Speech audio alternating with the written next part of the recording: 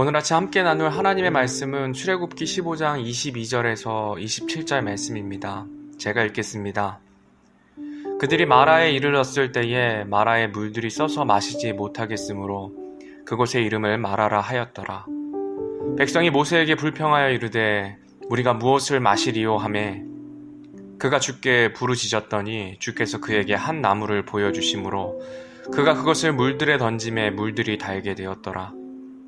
거기서 그분께서 그들을 위하여 법규와 규례를 정하시고 거기서 그들을 시험하시며 이르시되 내가 주 내 하나님의 음성에 부지런히 귀를 기울이고 그의 눈앞에서 옳은 것을 행하며 그의 명령들을 귀담아 듣고 그의 모든 법규를 지키면 내가 이집트 사람들에게 내린 이 질병 중 하나도 너희에게 내리지 아니하리니 나는 너를 치유하는 주니라 하시니라.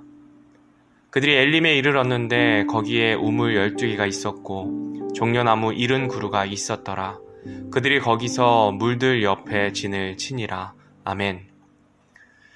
지난 시간에는 창세기 22장에 나오는 여호와 이레, 여호와께서 준비하시다라는 이름에 대해 나누었습니다.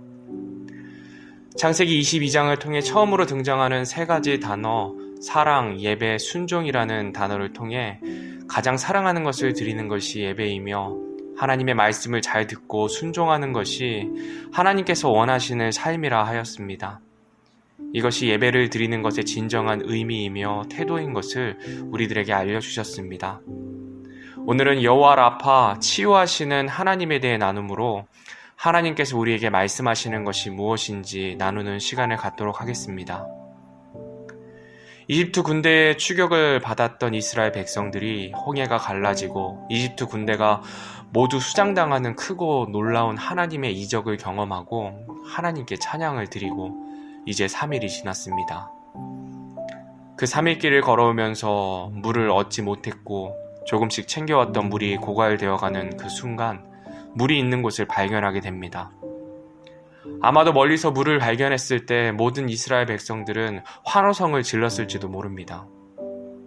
이집트 땅에서 고된 일을 하였지만 행군이라는 것을 해본 적도 없었고 나일강이라는 큰 강가에 살아가면서 물이 부족한 상황을 겪어보지 못했었기 때문에 물이 없는 환경은 더더욱 고통과 두려움으로 다가왔을 것입니다. 더군다나 건장한 청년들만 있던 것도 아니고 아이들이 목마르다고 힘들다고 하는 상황이 오면 여러모로 마음에 어려움이 있었을 것입니다. 그런 고통과 두려움 가운데 있다가 물을 발견하는 순간 이제는 살았다는 안도감과 희망으로 변화되었을 것입니다. 그런데 그것도 잠시고 어렵게 찾은 물은 사람이 먹을 수 없는 오염된 물이었습니다. 희망이 절망이 되었을 때 더욱더 큰 절망이 되는 법입니다. 또한 이스라엘 백성들은 오염된 물이 가지고 오는 결과를 두 눈으로 똑똑히 목격했던 민족입니다. 하나님께서 이스라엘 민족을 내보내지 않는 이집트 땅에 여러 가지 재앙으로 심판하실 때 첫 번째 재앙이 바로 물이 피가 되어 먹을 수 없게 되는 재앙이었습니다. 이 재앙을 시작으로 해충과 질병이 이집트 백성들을 치는 모습을 그들은 눈으로 똑똑히 보았습니다. 물론 그 재앙으로부터 이스라엘 백성을 지켜주셨지만 그들의 눈에 비친 재앙으로 인해 병들고 죽어가는 이집트 백성들의 모습은 충격과 두려움으로 다가왔을 것입니다. 본문 24절입니다. 백성이 모세에게 불평하며 이르되 우리가 무엇을 마시리요 하매 이스라엘 백성은 하나님께서 자신들을 이집트에서 이끌어내기 위해 행하신 많은 재앙들로부터 지키심과 불과 3일 전에 홍해가 갈라져 자신들을 이집트 군대의 손에서 건지신 하나님의 크고 놀라우신 일들을 잊어버린 채 하나님께서 세우신 모세를 원망하기 시작합니다. 여기서 한 가지 중요하게 봐야 될 사실은 이스라엘 백성들은 하나님을 직접적으로 원망한 것이 아니라 하나님께서 세우신 사람을 원망했다는 것입니다. 그러나 하나님께서 세우신 사람을 원망하는 것이 곧 하나님 자신을 원망하는 것으로 여기셔서 그들을 징벌하는 모습을 우리는 볼 수 있습니다. 그렇다면 무엇입니까? 우리의 원망이 누군가 때문에 내가 이렇게 힘들게 되었다는 남의 탓하는 것이 하나님 보시기에는 하나님을 원망하는 것이며 하나님을 탓하는 것이 된다고 말씀하시는 것입니다. 어떤 부정적인 결과가 나올 때 사람은 참 남의 탓을 많이 합니다. 하나님께 감사한다고, 하나님을 신뢰한다고 입술로 고백은 하면서 어떤 부정적인 상황에 맞닥뜨리게 되면 다른 사람을 원망하고 탓하게 되는 우리 자신을 볼 수 있습니다. 이것이 작은 것일지라도, 입 밖에 내지 않는다 할지라도 우리 중심을 아시는 하나님께서는 정확하게 우리를 판단하십니다. 원망한다는 것은 무엇입니까? 원망한다는 것은 그 안에 누군가를 미워한다는 것을 의미합니다. 저 사람 때문에 이렇게 되었어. 저 사람이 그렇게 하지만 않았으면 일이 이렇게 되지는 않았을 텐데. 누군가에 대한 원망을 풀지 않으면, 그 미움을 풀지 않으면 잠도 오지 않고 분노가 쌓이고 자기 자신을 좀먹게 됩니다. 다른 말로 하면 스트레스가 쌓이게 된다는 것입니다. 의사들은 만병의 근원이 스트레스라고 말을 합니다. 원망하는 것, 남의 탓하는 것, 미움이 바로 죄가 되며 그의 결과가 스트레스가 되고 그것이 쌓이게 되면 질병으로, 우리의 몸과 마음의 병으로 나타나게 된다는 것입니다. 남의 탓을 하면 나만 괴롭게 됩니다. 나의 잘못임을 인정하고 하나님 앞에 나아갈 때 평안과 위로가 옵니다. 그때 부정적인 결과만을 보았던 시야가 달라져서 많은 것들을 주신 하나님의 은혜에 감사하게 됩니다. 본문 25에서 26절 말씀입니다.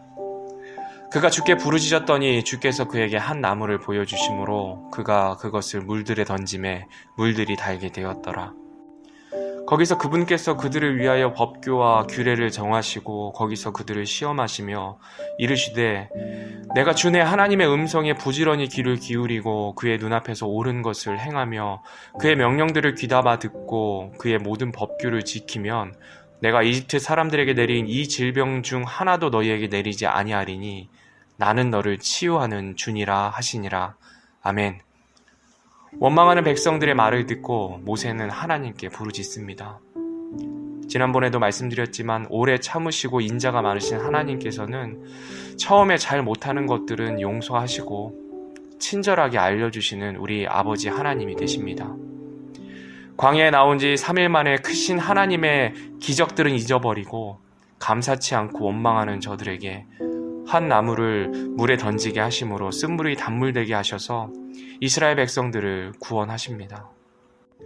하나님께서 모세에게 나무를 보여주시니 그것에 모세가 순종하여 쓴물에 던지니 달게 된 것처럼 원망을 버리고 하나님의 말씀을 순종하는 자들에게 치유를 약속하시는 것입니다.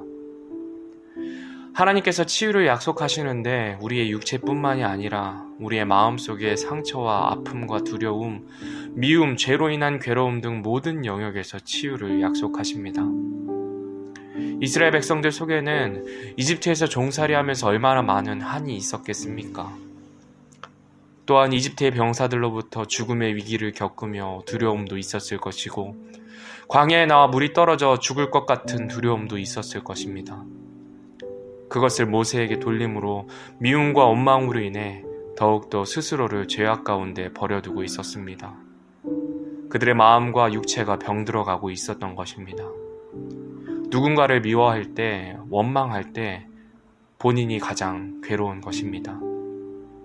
하나님께서는 그것마저 치유하시는, 회복하시는 하나님이 되심을 우리들에게 보여주십니다.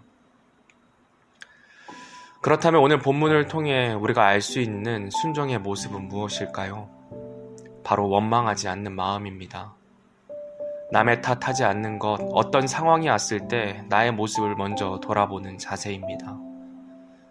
부족하고 어려운 가운데 이스라엘 백성처럼 원망하는 것이 아니라 모세와 같이 하나님께 간구하는 것이 하나님께서 우리에게 바라시는 순종의 태도인 것입니다.